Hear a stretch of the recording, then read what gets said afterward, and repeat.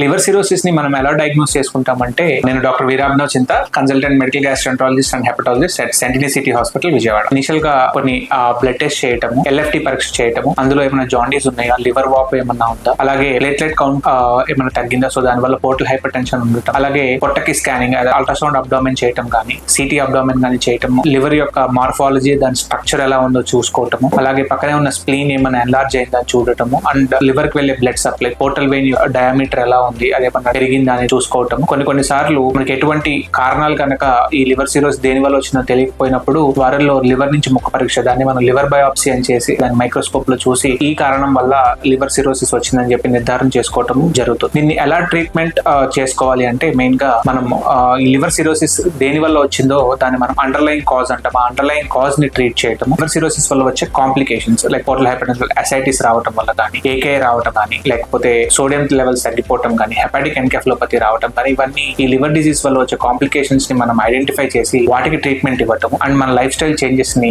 మార్చుకోవటము. Ascites పొట్టలో నీరు చేరిన వారిలో ఉప్పు అండ్ వాటర్ ని రెస్ట్రిక్టెడ్ గా తీసుకోవటం చేయటం అండ్ కాంప్లికేషన్స్ ని ట్రీట్ చేసుకుంటూ ఇంకా పేషెంట్ కనుక ట్రీట్మెంట్ కనుక రెస్పాండ్ అవ్వకపోతే కనుక వారిని లివర్ ట్రాన్స్ప్లాంట్ కి రిఫర్ చేసి లివర్ ట్రాన్స్ప్లాంట్ చేసుకోవటం వల్ల మనము ఈ లివర్ సిరోసిస్ నుంచి ట్రీట్మెంట్ అనేది ఇవ్వటం జరుగుతుంది. Thank you.